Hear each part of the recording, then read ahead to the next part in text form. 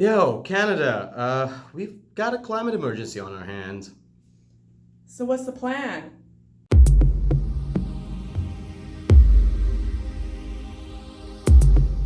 According to leading climate science, we only have about 11 years to turn this ship around before it's too late. Some scientists say we have even less time before complete climate disaster. Canada is warming at twice the rate it should be. The Arctic ice is rapidly melting, and 1 million species are up for extinction according to a UN report. No wonder the climate crisis is on the minds of many Canadians. So, with the upcoming federal elections, all the political parties are scrambling to release and tout their climate plans. Which is a totally valid thing to do. The climate crisis is huge and overwhelming for individuals, so of course we're going to look to our government to do something about it. Yeah, but how legit are these plans?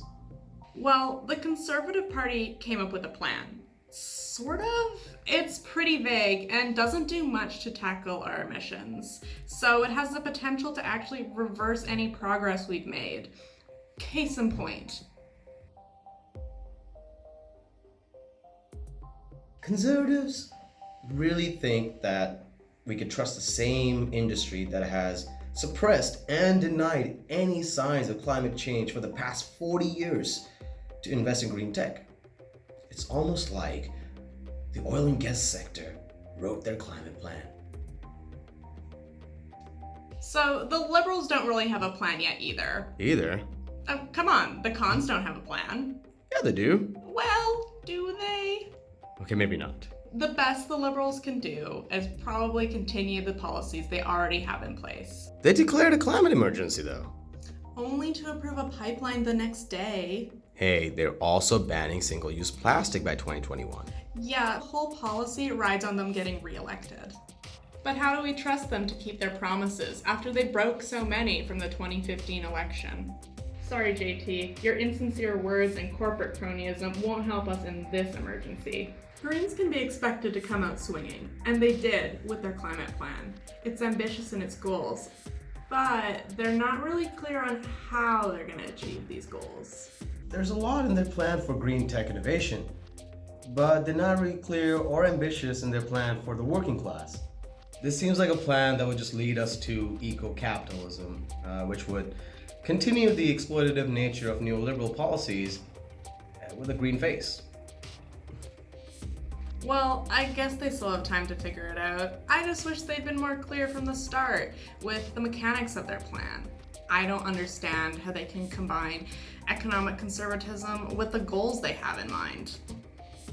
I must say, out of all the plans, this one focuses the most on transitioning workers from high carbon industries to low carbon industries.